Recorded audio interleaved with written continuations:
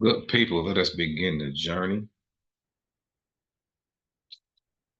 Let's lock in, preparing my notes area. We're going to touch on a lot. We're going to give a whole lot of information in regards to the pivot of part two.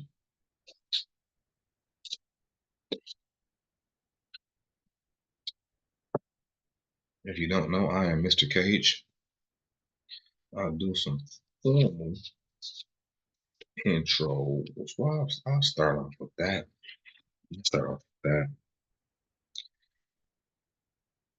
The pivot part two. The pivot part two. Understanding data collection, and analysis to drive business growth. Let me do another sound check. Testing, testing.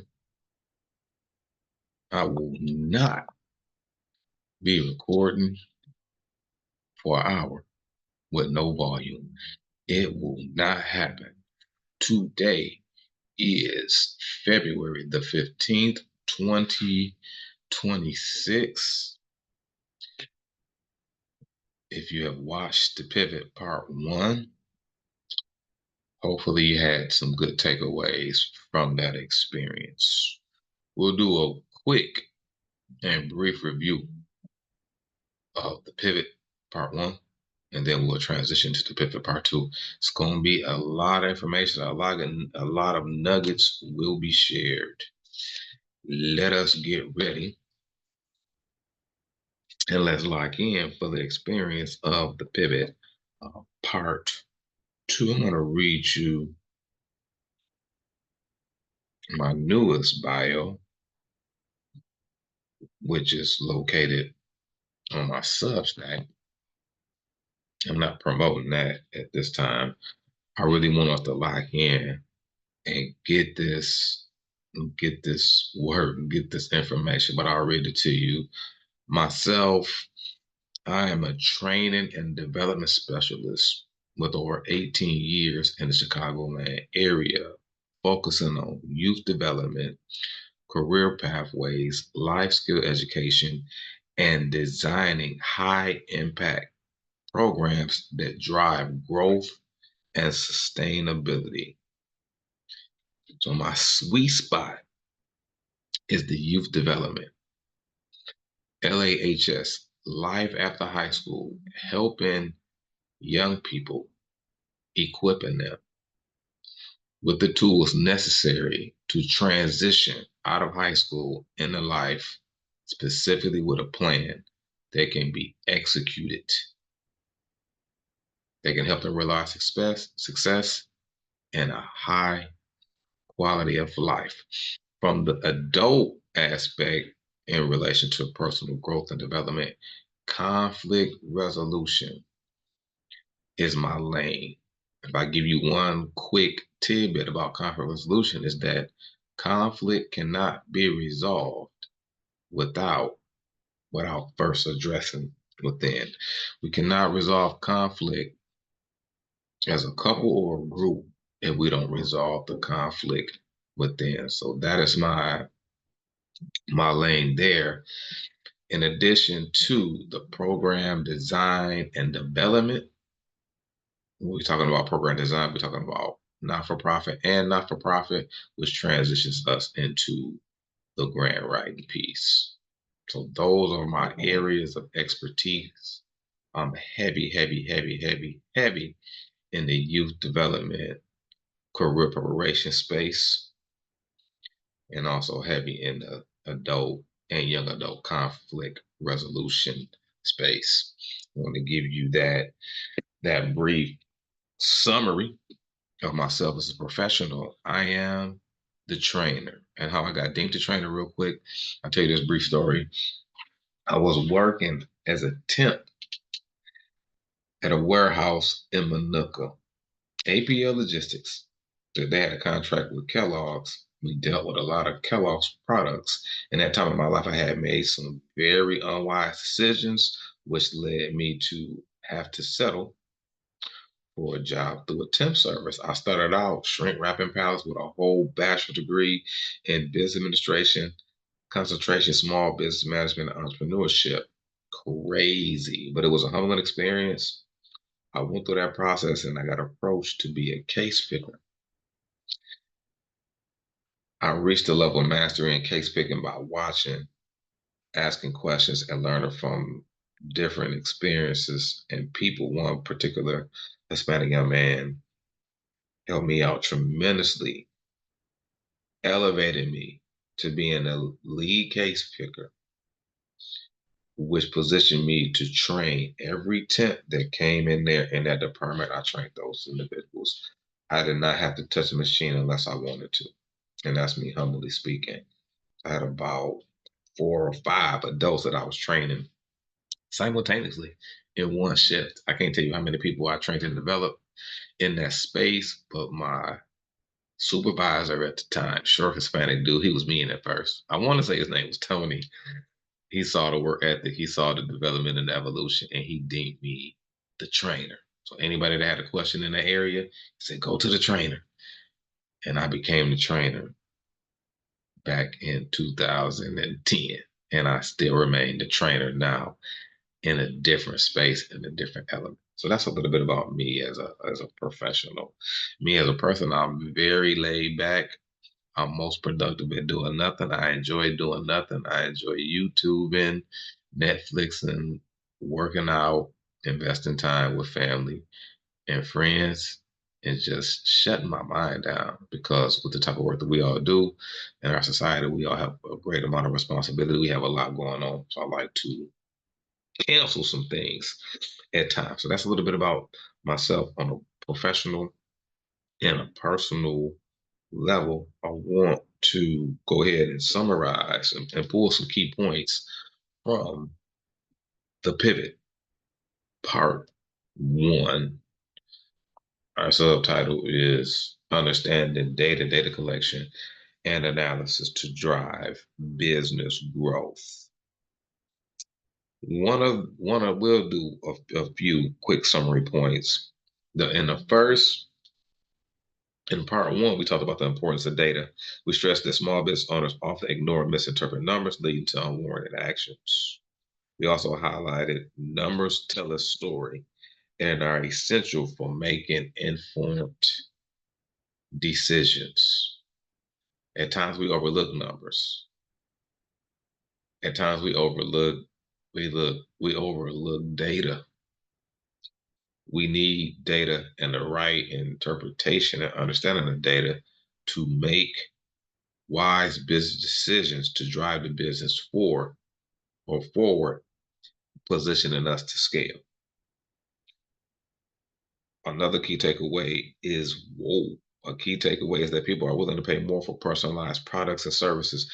To achieve this, business must actively ask questions, listen to customers, paraphrase for clarity.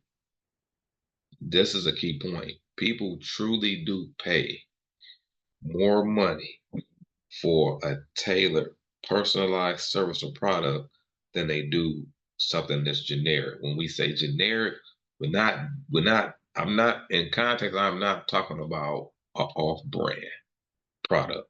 For example, Nike versus XJ900s. Those were generic shoes in context that we used to, where our parents at times, my parent in particular, will purchase from Payless to save money. But the quality is dramatically affected when we're attempting to save money in that example. But in this example, we're speaking about customary, or yeah, I would say customary services or products that have no differentiation as far as the tailored to a specific person or a group of people. Scaling the business means increasing revenue faster than expenses without a proportional increase in resources. The first step to scaling is to measure. And the question in part one was, what are we measuring? I don't want to go through all these summaries, but I do want to touch on At timestamp 50 minutes and 16 seconds, hobby versus business. A significant distinction is made between running a hobby and a business. Expecting business-like results from a hobby is unrealistic and can lead to discouragement. And that probably came from me hearing people that are self-employed saying that they're business owners. No, you're an entrepreneur. When a person owns a business in context, he or she does not have to be physically present for the business to operate. We have many entrepreneurs that I encounter, and it's no knock towards them. We just need to identify what it is. Because if we identify what it is, then there's an expectation that's going to sprout from what we identify it to be. We are entrepreneurs, not business owners. Your business owners, as I already said, I reiterate, your business, the machine can function without you. Having realistic expectation is extremely important in life and in business, because when the expectations are realistic and we can reach those expectations, we get encouraged. But when we have unrealistic expectations because we've identified what we have wrong, we're reaching for the stars. But the expectation and the interpretation of what we have has to be correct. Let me see if I can get some questions. So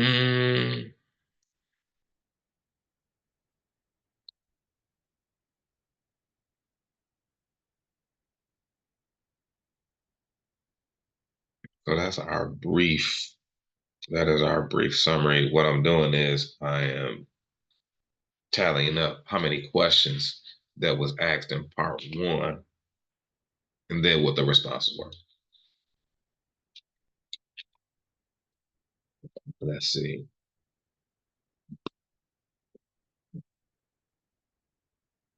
One of the questions that we asked was, why do professional athletes always look at the scoreboard? The answer was because the scoreboard lets us know if we are winning or losing numerically, objectively. It lets us know how many points we are behind and how many points we are ahead. But let me stop here. We should be extracting lessons from our experiences, whether we are losing objectively, numerically, or ahead, whether we generating a whole bunch of income or we losing income or we're generating minimum income. There's lessons that have to be extracted in each one of those scenarios. What we can't afford to do is allow and let our emotions to distract us from the lesson that is being taught. Therefore, we have to have emotional intelligence, self-awareness, social awareness. What is my emotion saying? Because sometimes our emotions will lie to us. And when they lie, we get the wrong interpretation. And from action flows from interpretation. Let me see if there was any other questions.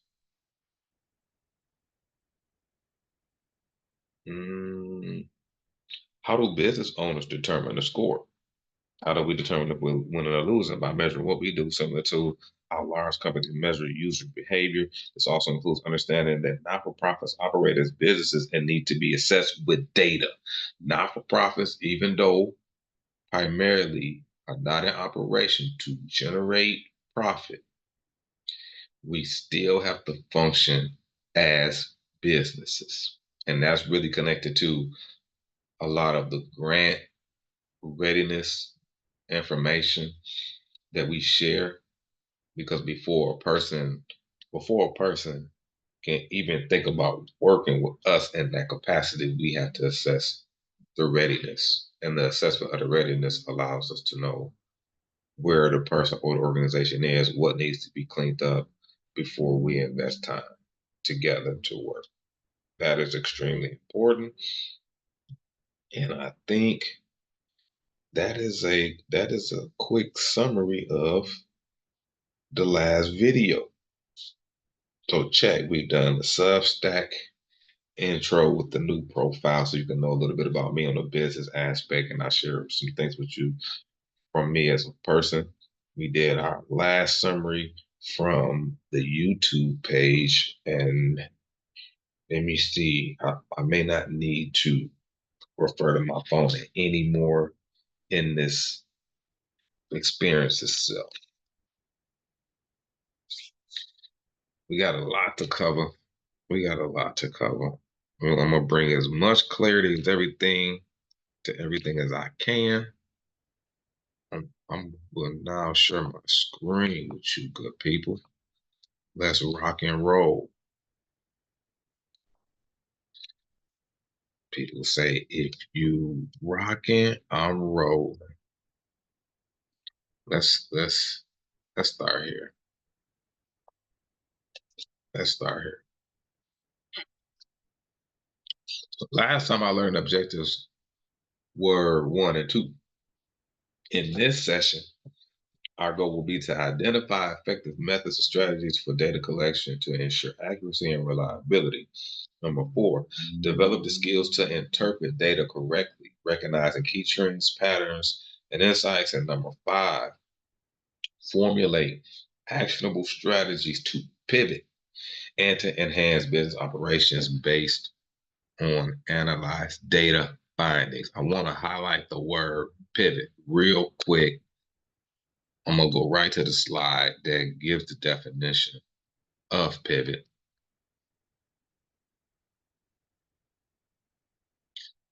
Yeah, understanding definitions is extremely important. As an educator, I can't even emphasize how important understanding definition of words, specifically in context, is important. Because if I don't understand what a word means, excuse me, I'm gonna move by default and not design, as my mentor would share with us. Let's see. I'm trying to get over here. I don't know what happened. I was right on the slide. All right, here we go. This is what I wanted to share. I'm gonna do a reshare. Pivot. To scale our businesses, we must pivot and continue pivoting. Pivot, a crucial change in strategy to fix or to turn. When I worked at Joliet Job Corps as a career preparation instructor and as an outreach and admission coordinator, which I would play a pivotal role in the organization of the students' travel to the center, praying that they have a safe arrival, curating the culture so they can understand what's expected, then teaching them about career preparation and whatever week I was teaching. I had a small staff that I was supervising of 3. I give that example because every Monday we would have department meetings, and every Monday we would have meetings with the directors discussing the new students that was coming in and the new students that we was expecting that next week. We had to continually meet because the climate would change. The dynamics of the student would change. The dynamics of the world was changing. For us to pivot, we got to continually meet. We got to have a continual meeting of the minds.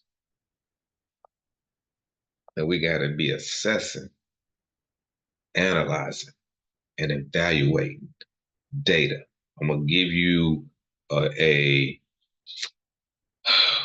another association of data, and you'll see why you'll see why it's important that I gave you that. So we define pivot. Now we're gonna go into the other portion. I do want to, let me see. I don't want to touch on too much from the last time because if I do, we will never get through what we need to get through. That's what I would say to us.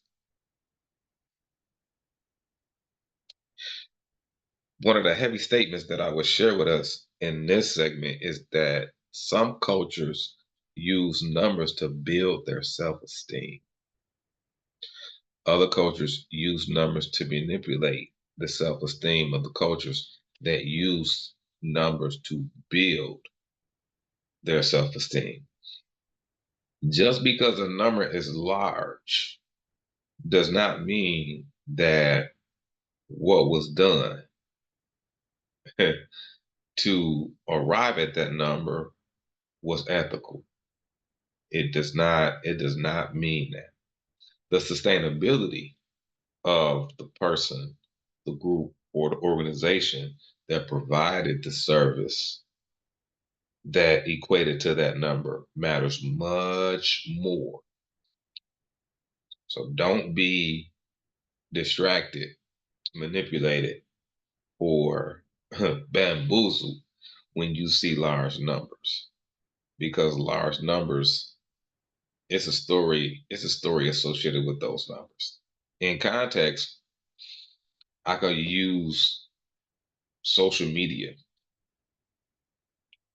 to validate this statement, because you have people creating content in the form of reels, and they may have 1,560K views, but it's all based on the content that they're making, because the content is relative to the audience. That's a keynote. The content that you create, whether it be digital or whether it be in another form, is relevant, is for a particular audience or population.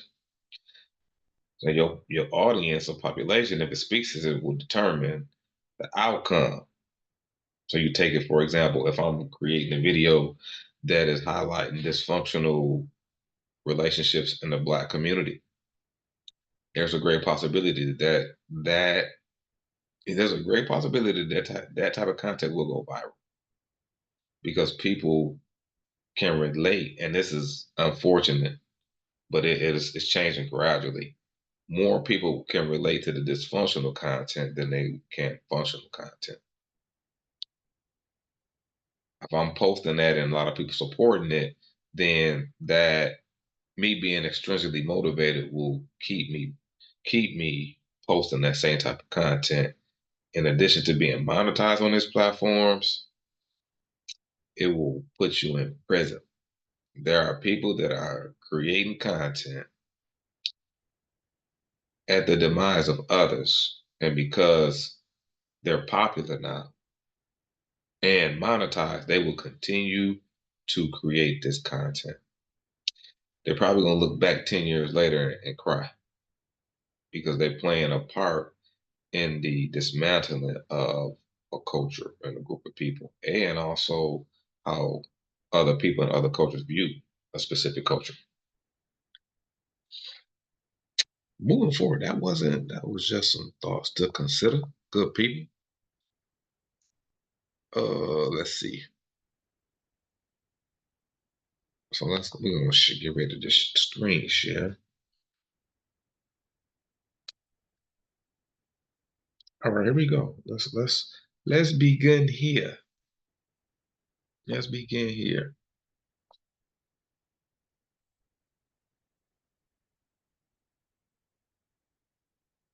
Question of the day. Pivot part 2. What is data? What is data?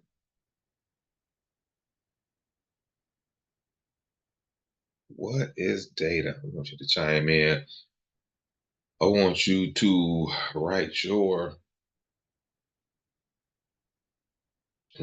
definition down of what data is. What is data?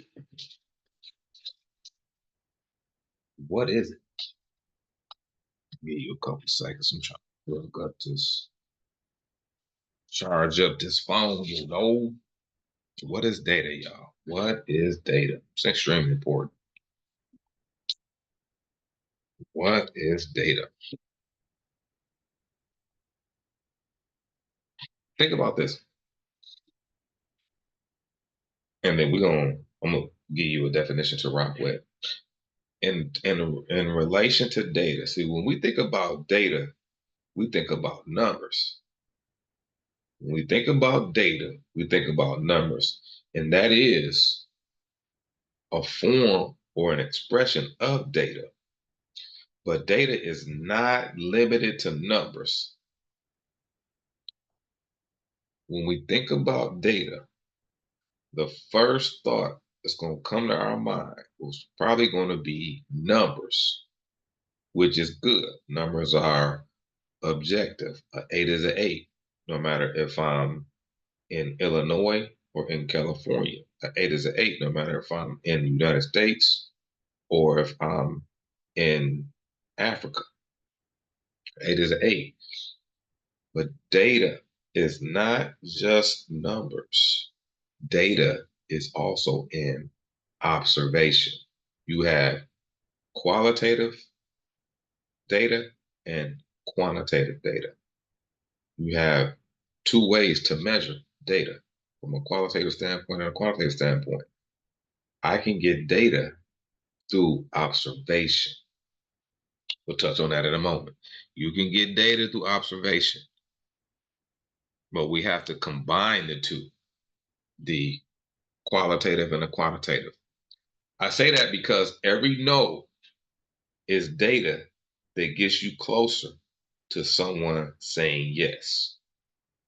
Rejection can position us. If we extract the lesson, it's really history. So I'm going to use my training development specialist half of this in terms of our potential program, teaching kids to think before they do. I approached the school with the program. I shared with them what we do, how we do what we do, an outcome of what we do and how we do it. They said no.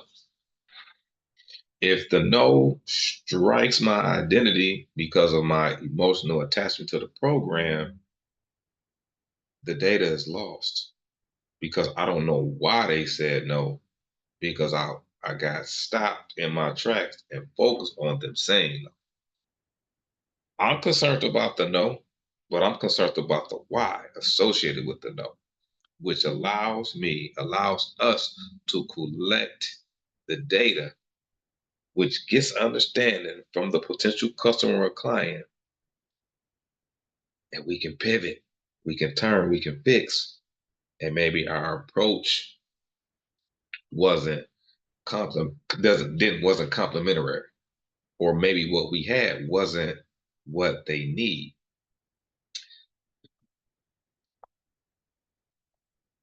Data. Data is raw, unprocessed facts and figures. We don't interpret data, we collect it. That's a key point. We don't interpret data, we collect data.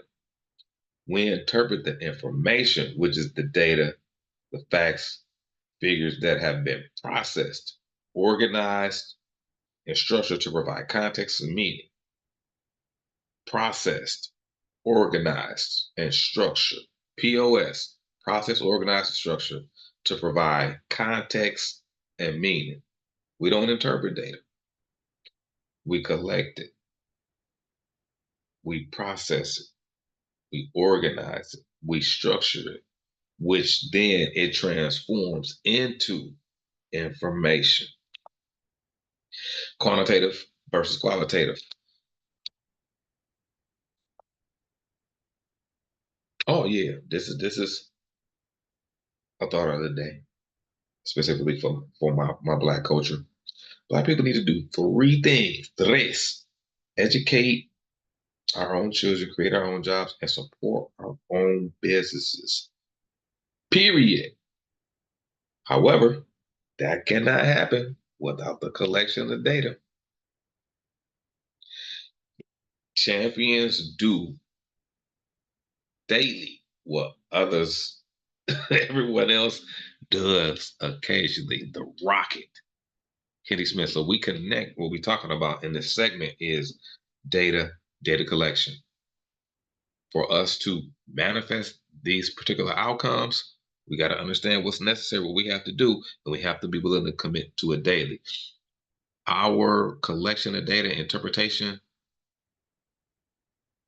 process, what with POS planning, organizing, and structuring of the data which transforms into information has to be daily practice and lifestyle.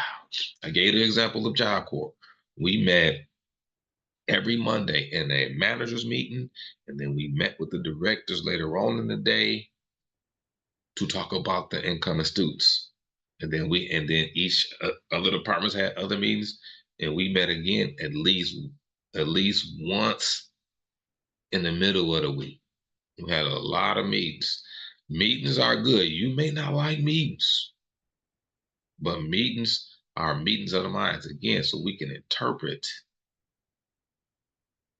the information. We've collected the data. Now let's systematize it. Now let's plan. Now let's structure. Now let's organize, which positions us to make informed business decisions. Moving forward, y'all. Quantitative data. Data that can be measured with numbers. Quantitative. Root word, quantity. Remember, data is raw or unprocessed facts or figures. For example, using our program, potential teaching kids to think before they do. A total of 47 students participated in the survey. Straightforward. And this is also in connection with my people that aspire to obtain grant funding as well. Your data collection, your data collection strategies have to be on point and consistent. If the data, when you think about grants, and generally speaking, data collection, being able to process that data, being able to process the raw facts and figures into information is extremely important. So in this example, a total of 47 students participated in the survey. Qualitative data, real world quality, data that cannot be measured with numbers. Example, students rated their overall workshop experience as excellent. So if you put those two together, we have 47 students that participated in the survey. Students rated their overall experience as excellent. We gave the students options, rate. Well, I'm sure the rating will come up as we go into this, but this is the qualitative aspect. So you want to have quantitative and qualitative. Is data important? Is data important? Why or why not? Is data important? I give you time to think about that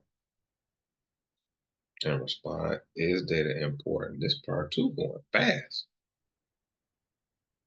This part two is going fast.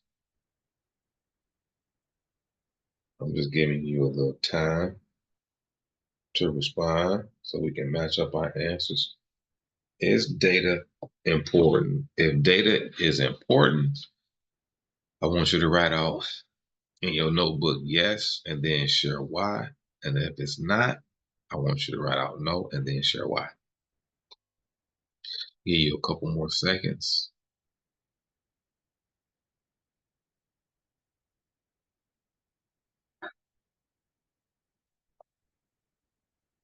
Yes, data is important because it is the foundation for making informed decisions, improving efficiency, minimum waste, and effectiveness. We hitting the target goal.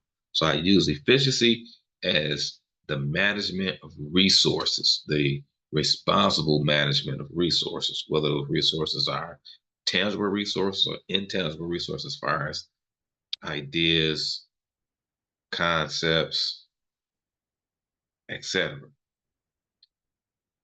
When we hit the target, in order to hit the target, you got to have a target to hit. That's how we know we're effective. Also, efficiency. You got to have a target as well with efficiency as we manage your resources. And those are littered in the grant funding principles as well. Because I say that because to justify the resources that we need to accomplish this goal, you got to look at the goal that you want to accomplish. I'm speaking in general terms because I don't want to be specific, but what I'm trying to convey is that it has to line up. It has to make sense. We can't ask for X amount of dollars, a substantial amount of money, if we're not using it in a efficient way and an effective way as far as helping a large number of people. Data is used to solve problems and to create personalized experience. Data is objective.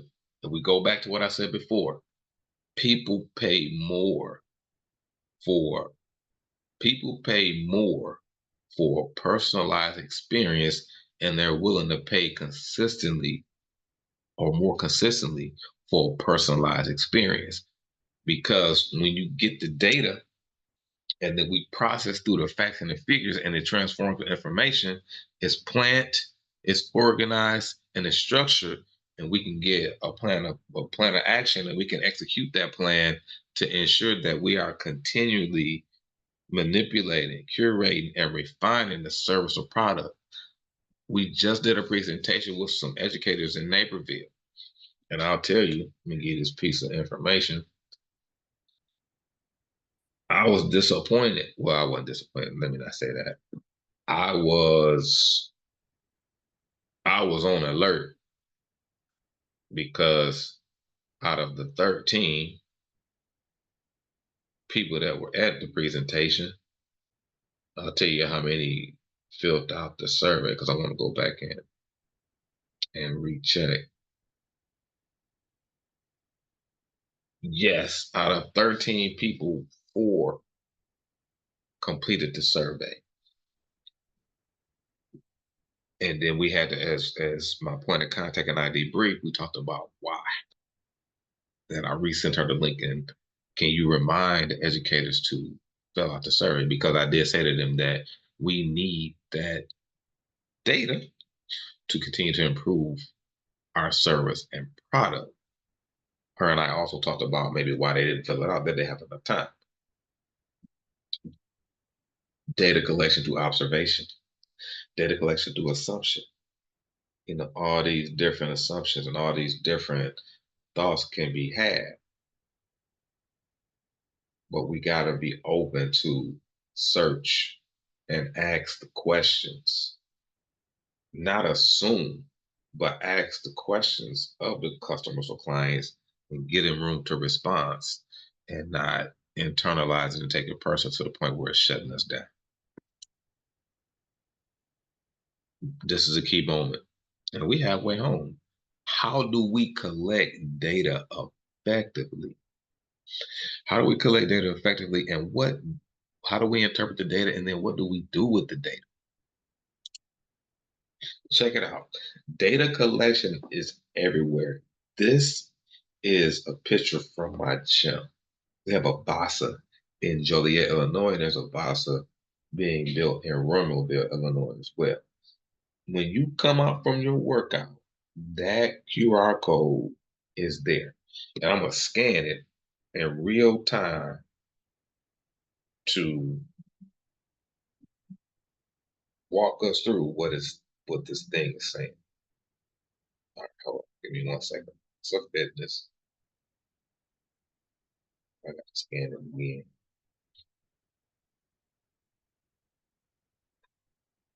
I want to see how the big boys do it.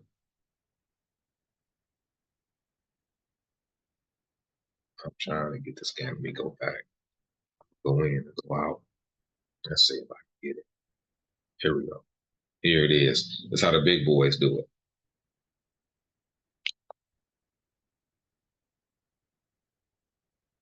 So this is what it says. One question. How was your FAFSA experience? It says Romeoville. I'm going to change the location to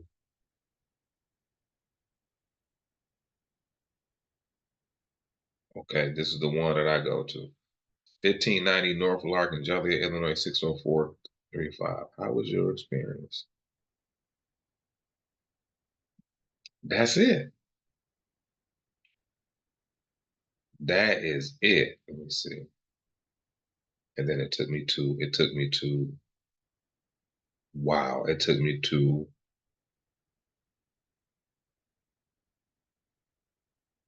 so it was one question. So check it out. It was one question. It took me to a Google business page, which I'm going to talk about in a second. And then it gave me a Google review summary. 4.1 out of 1,270 reviews. Vasa made it real easy for me to complete that survey. The Google review is a game changer. Also, too, it gives an opportunity for people to, give a more detailed response as far as in a sentence or a paragraph. In addition, it promotes that the gym you can respond as well.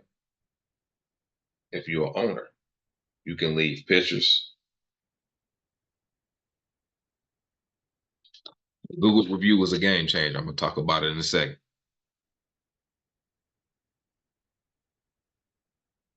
All right, now let's move forward. This is a restaurant. Let's do this one, and then we're gonna talk about the Google review.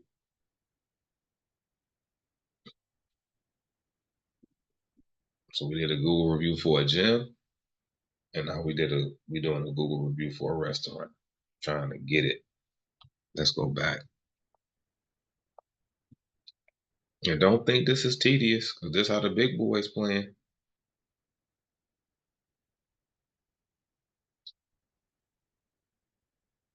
Trying to get this one here. Here it is. I'm scanning the QR code, by the way.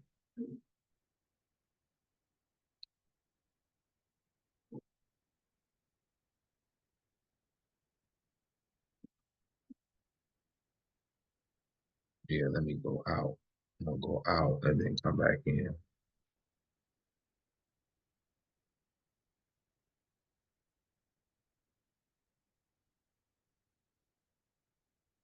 Yeah, I don't know what's going on with this one. Oh, here it is. Google review. This is the research you had to do to be successful. Okay, allow Charlie cheesecakes and wings. Rate and review on Google. I'm gonna get him a 5 star. I'm gonna post it.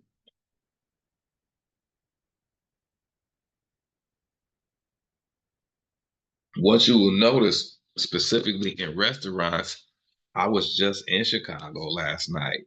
My kids and I, we went to the car show. And after we went to the car show, we wanted to find somewhere to eat in Chicago. What do? I get on my Waze, WAZE. I find the food section of it, and it's going to give you a number of restaurants that's in the area, but it's going to link you directly to their Google reviews. And what do people normally look for when they own Google review, looking for somewhere to eat? You looking for the highest number that's closest to 5, 4.4, 4.7, 4.8, 3.5. We're looking for other people's experiences to justify our decision for going to that restaurant. If you are an entrepreneur, business owner, I highly recommend getting a Google business review page. I'm going to share with you the steps on how to do this and why it is extremely important. Setting up a Google review is important because people research you before they contact you, and reviews build trust before a conversation ever happens. When potential clients see real experience from others, you move from a risky choice to a safe one. Word of mouth travels, negatively or positively. Reviews also help us show up higher in local searches, SEO. What is it? Search engine optimization, which increases visibility and opportunities. The act, they act as your reputation when you're not in the room. They act as your reputation as you're not in the room. Answering questions about your professionalism as a result, schools and organizations often check Google before asking for references. So reviews pre-qualify you. Simply put, people don't hire the best. They hire who they feel is most trustworthy, and reviews create trust. So I believe that people do hire the best, but people make decisions off who's the best based on the reviews. So we're not on this business Google review situation. We are missing out. We're missing out on visibility because you probably provide awesome services. People need to know. People need to hear about that, not people in your circle. And there was a statement that came to me in early prior today is that our opportunities are limited because what we know and who we know is limited. What we know as far as our experience and skill and who we know, network. But as you get the opportunity to expand your network when you have the business Google review page. The steps on how to do it is number one, you create your business profile. Just give you a website to go to, https www.google.com/business. Click manage now. Then you sign up with the Gmail account you want to connect to your business. Then you add your business information, business name, your category, your service areas and cities that you serve, phone number, website, or booking link.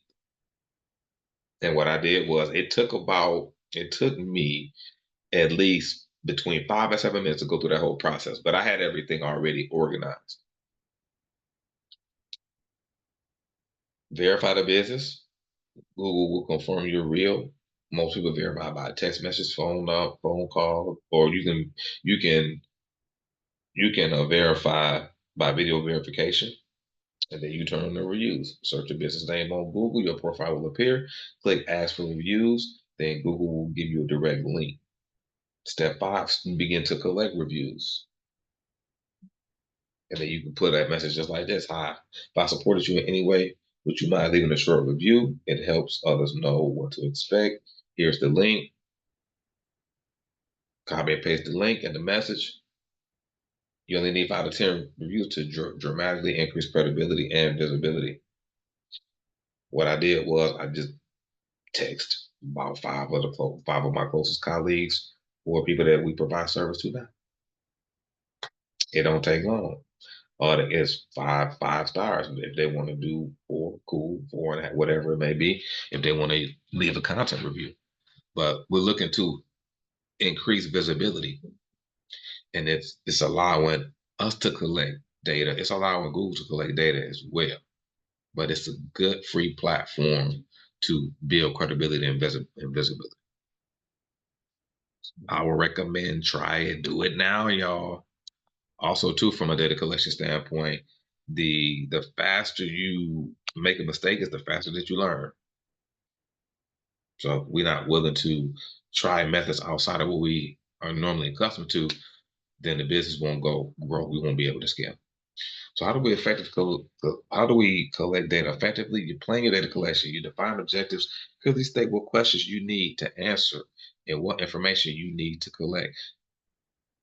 Then you identify a source, determine where the data will come from, whether it's existing, whether it's new, primary, or existing secondary data. Meaning that is it data that you collected, or is it data that's already there? I recommend a combination of both. At Divine Works Education and Training, we had the keen ability to know how to collect primary data. But secondary data is good because secondary data is historical. And you can learn a lot from history. I have a heavy thought that I don't have the ability to share because I don't have the note that I made about it. But I would say this, that paying attention to history, allows us to extract lessons from history if we give our attention to it. Paying attention to history allows us to extract lessons from it. Going back, let me see. Primary or existing. Oh, I wanted to go back and talk about clearly state what questions you need to answer and what information you need to collect. In order for us to get real organic questions, we have to listen to the customer or the client. The customer or the client will ask you questions that Chat GPT will not be able to produce. I was on a discovery call with a potential new student or client. That person was asking me questions. I couldn't write them down. I wish I could because I was driving. I did it in a very informal way, which I shouldn't have did because I robbed myself an opportunity to collect data. When you start doing these different discovery sessions and calls with people, you will find out the questions. I gave you this other aspect too. I was in the bank making a withdrawal, and the question that I asked the young lady was, it was a credit union. But credit unions, from a technology standpoint, can be much slower than the commercial banking. My question to her was, can I make this withdrawal without having a physical ID? And I showed her my virtual ID via in my Apple Wallet. She looked at it. She said, I never saw that. But she said, I have never seen that. She said, she was glad that I showed her because she can take that to a meet. Because people may come in there, they may not have a physical ID. They may have the virtual ID, but it's the same thing, but it's just not physical. It's important to learn from the customer, learn from the client, because you can get ahead of the game because technology will either advance you or swallow you. But if we not sensitive and culturally aware of the changes that our clients may be introducing us to, we'll be behind. Choose the method. Select data collection methods that align with your goals and resources. Common methods include surveys and questionnaires, whether it be online or in person interviews, one on one or in a group.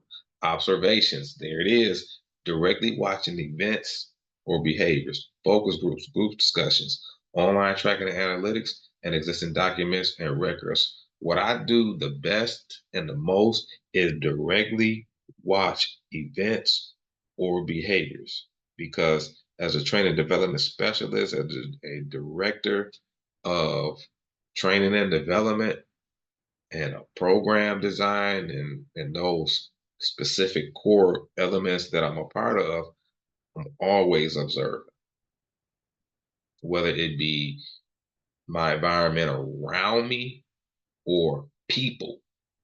So I kind of, when I'm training with somebody and they're empowered to execute a task or service, I'm kind of looking back like, what type of problems is coming? And then as those problems come, the person and I will tackle those problems together. And I may ask them a whole bunch of questions, or I may say, well, take me through it so I can see what your process is. Oh, this is why this not happen. Okay, try this, try that, see what happens. And then as we work together, we normally come up with a solution.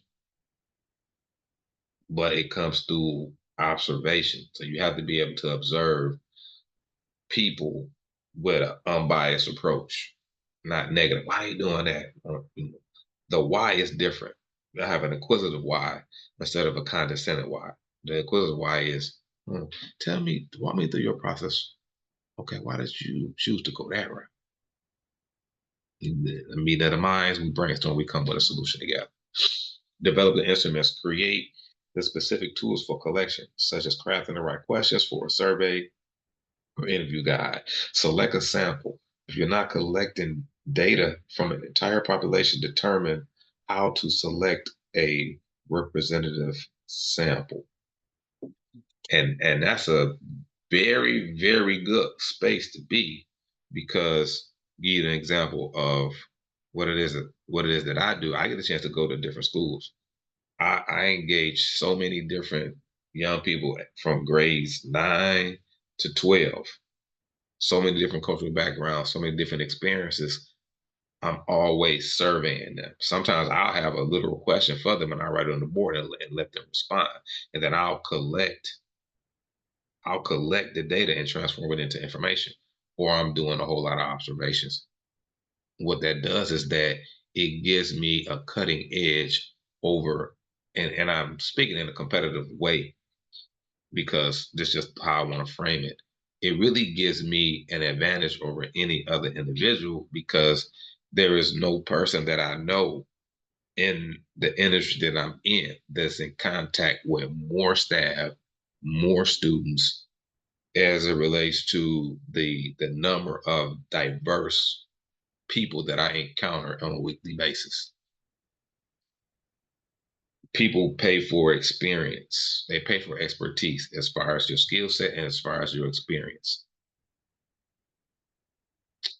Examples, qualitative methods to generate a report for our youth development program aimed at helping students develop strong positive self-image and acceptable standards of conduct, questionnaires and surveys designed to distribute to students, parents, and teachers before and after program participation, pre and post.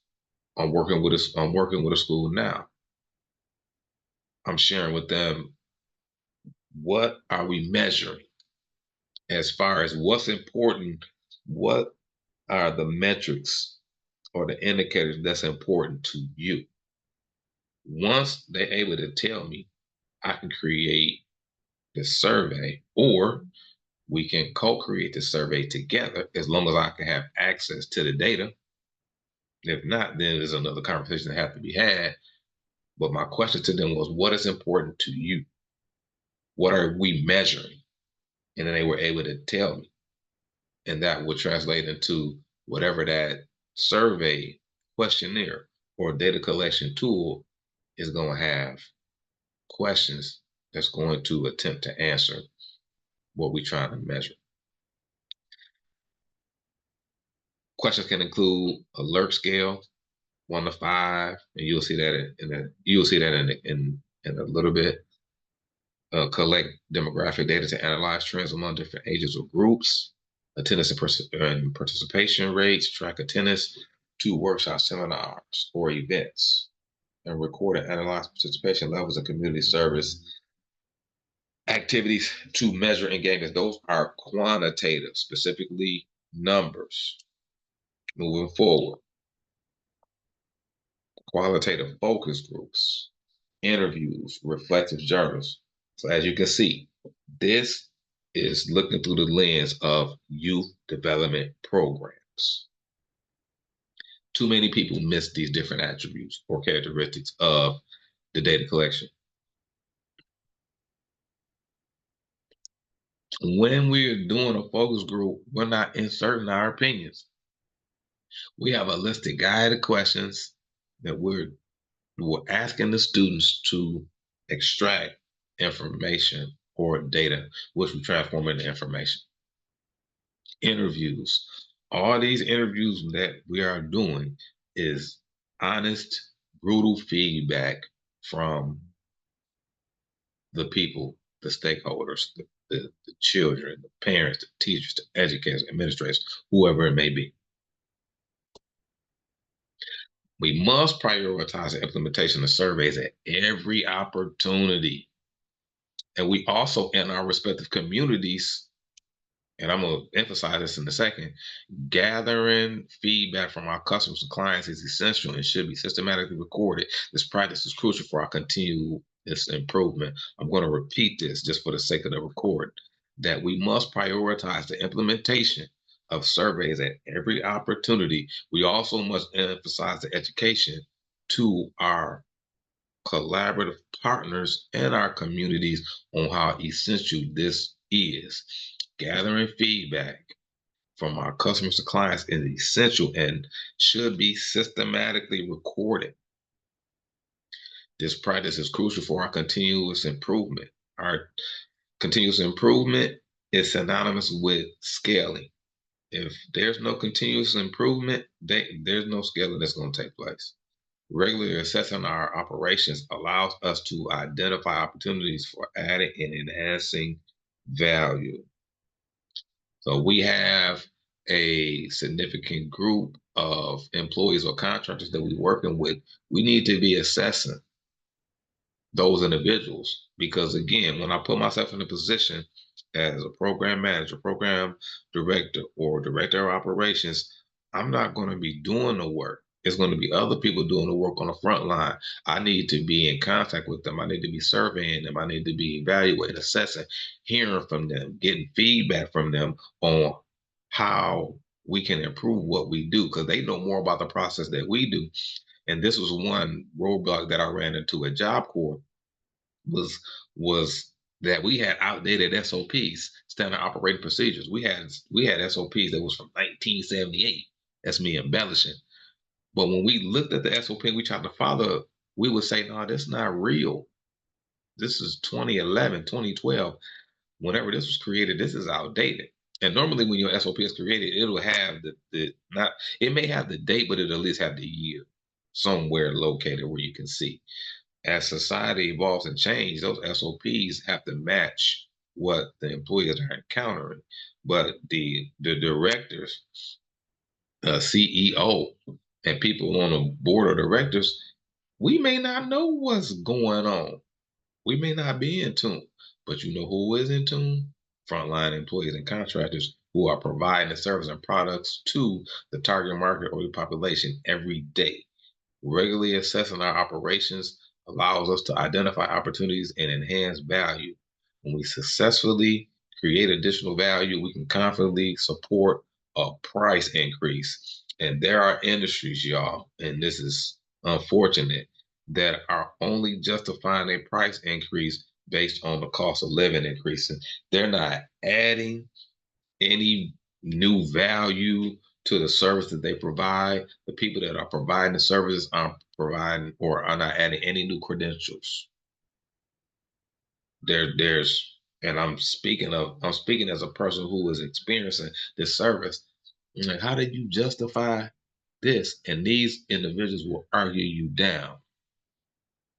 But the reality is that we cannot justify a price increase unless we are better at what we are getting better at what we do, or we're adding something to our inventory that's beneficial to that client or customer and that the person can see is beneficial. Remember, information, which is data, facts and figures that have been processed, organized, and structured to provide context and meaning. So this is the difference between information and data. Data is raw facts and figures. Information is the facts and figures that have been processed, organized, and structured to give us context and meaning. Context basically means the specific situation that we in, and it's going to produce a certain type of meaning because it's in context.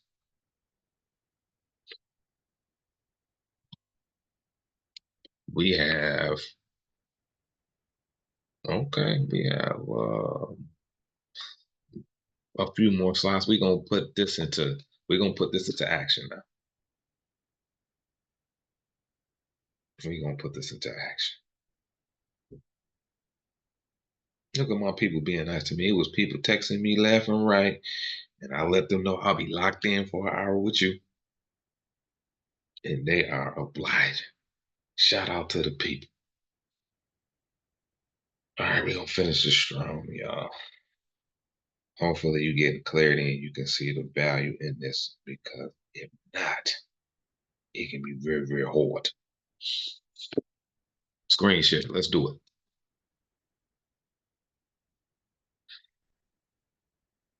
Going all the way down. We left off on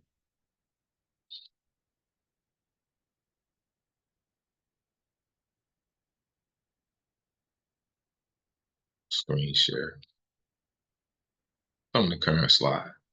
Summarize this chart in 2 to 3 sentences. Summarize this chart for me in 2 to 3 sentences.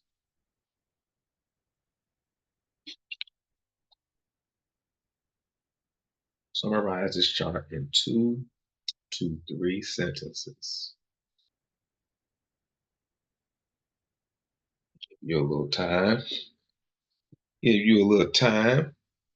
Summarize this chart in 2 to 3 sentences.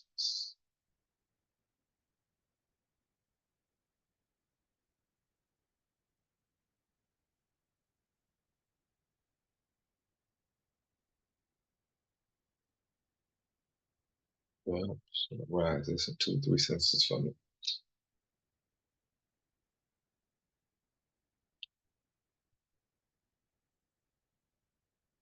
That's a shame.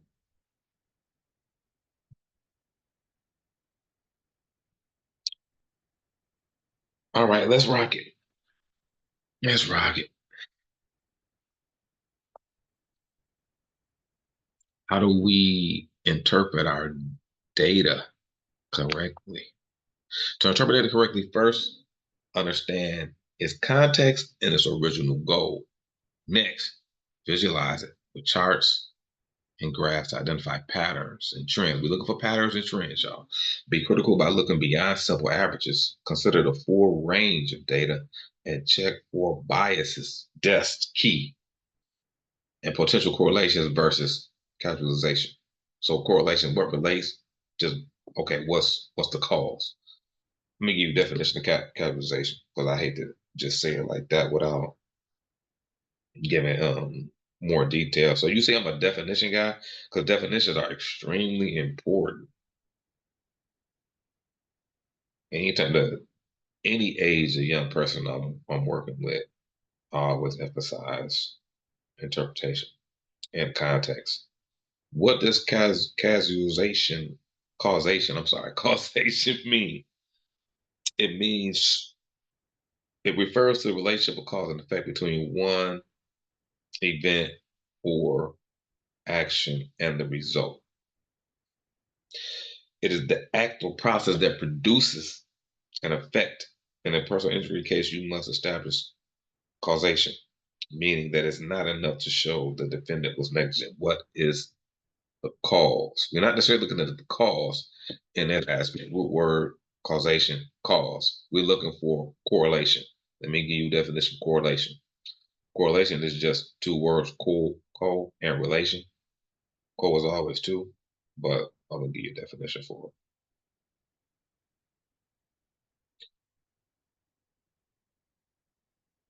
Correlation means the strength and direction of a relationship between two variables.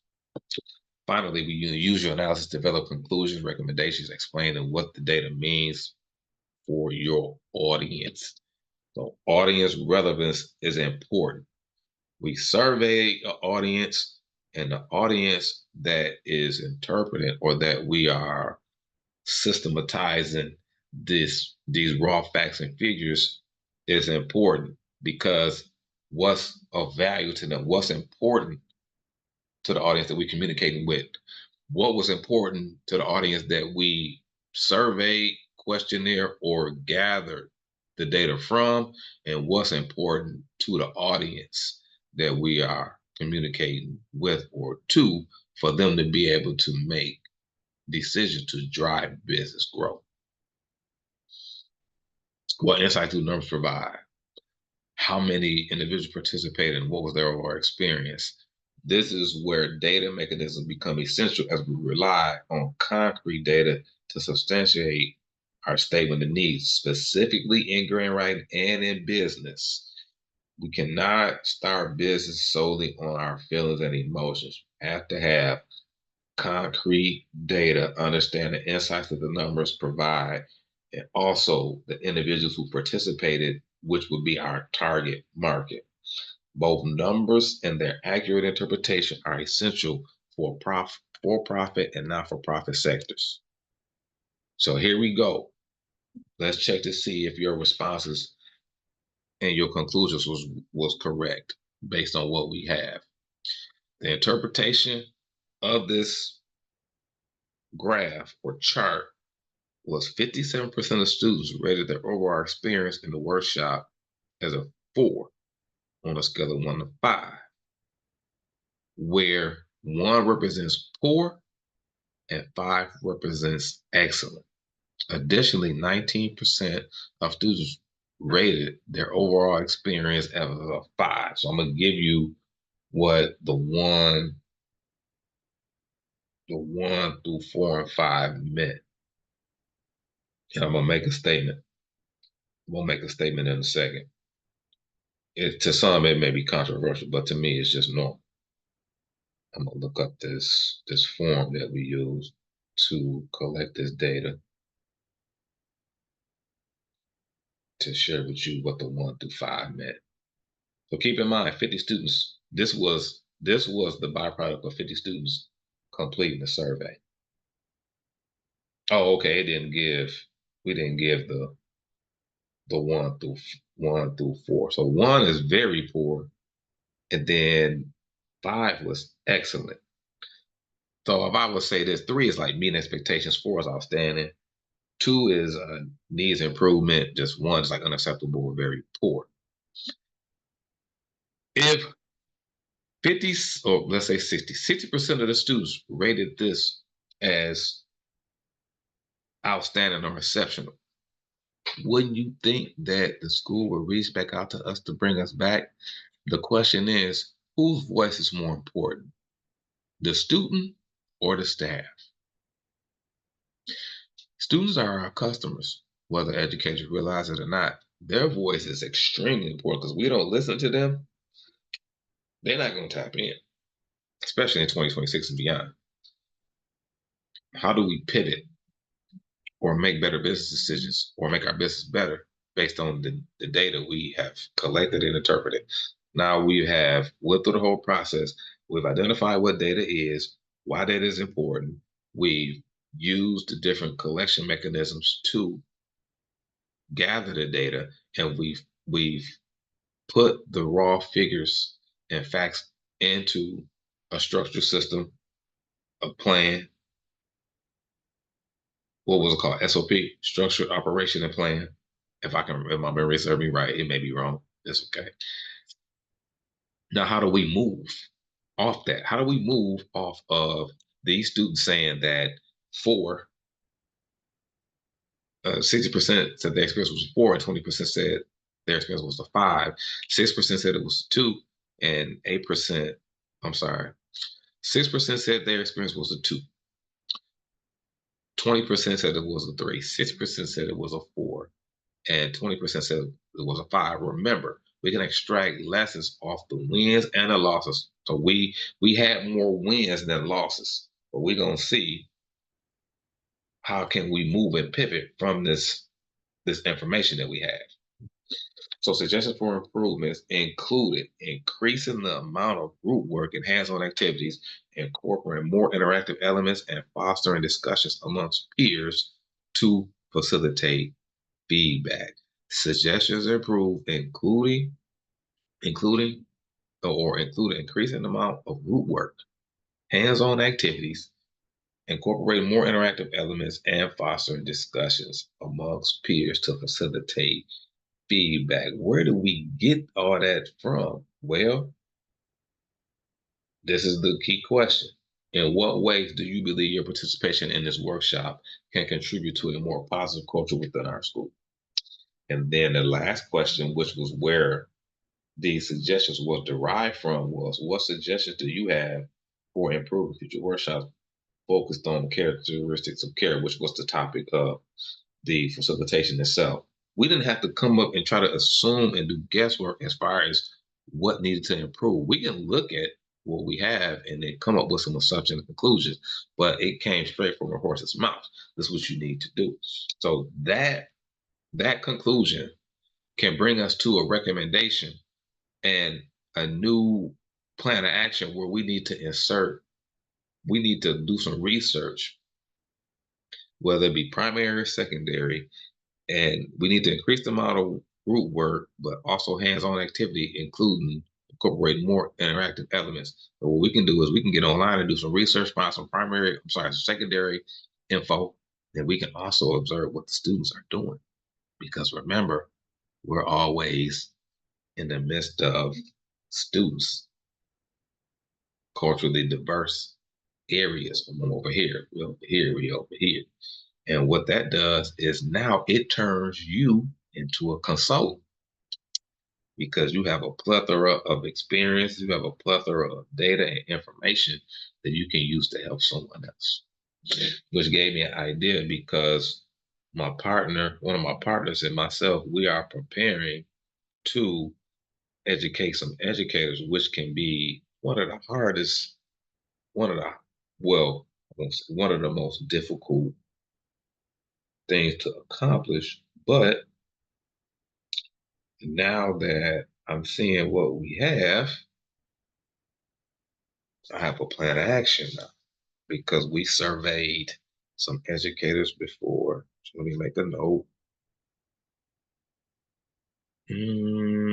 I want to download this form,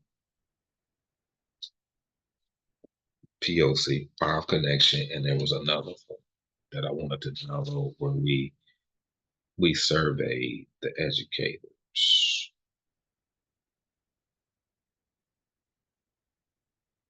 Let's see, give me one moment. This is hot off the press. See, this is how these different ideas strikes us. Okay, this is cool. So in that, yeah, all right, this is good.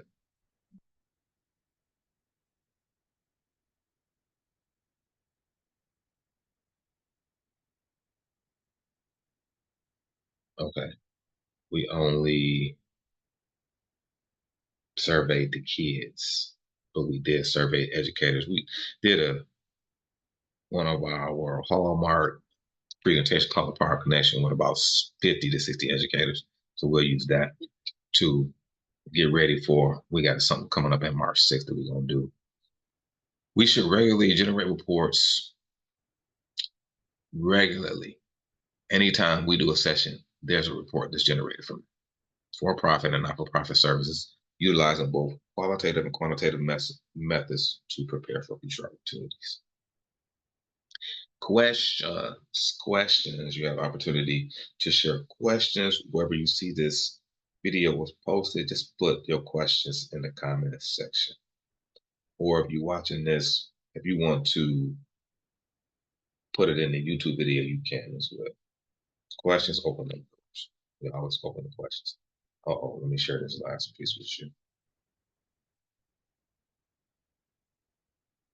There's a lot of information shared. I can do question and answer. So don't worry about this. Well, you can. The survey assessment your readiness scale. No, don't fill it out. This is going to something different. But this is the one I would like for you to fill out. We welcome your comments about the time you spent training with us. So if you want to scan that and give us your feedback, it will help us continue to improve our product and service offerings. Real talk. Hey, that's it. The pivot part 2. Hopefully and prayerfully, this was of great value to you. Maybe, well, I know at least 1 or 2, 3 or 4 things could be of value to you. Don't be, sometimes data collection is unattractive, but it's a necessity for business success, profit and not-for-profit, and business growth. As a business owner, entrepreneur, CEO, director, embrace this. Embrace this. It took me a while to embrace it and to understand the significance of numbers. But now, via my experience, I know. I don't allow assessing, evaluating, and analyze numbers to deter me from my passion to help people. But you have to bring an equal balance to be positioned, to be in the right position to help them in the most effective way. This is Mr. Cage signing out, the trainer. Aim, or I would say, be great at what you do, but aim to be greater at who you are. Until next time, peace.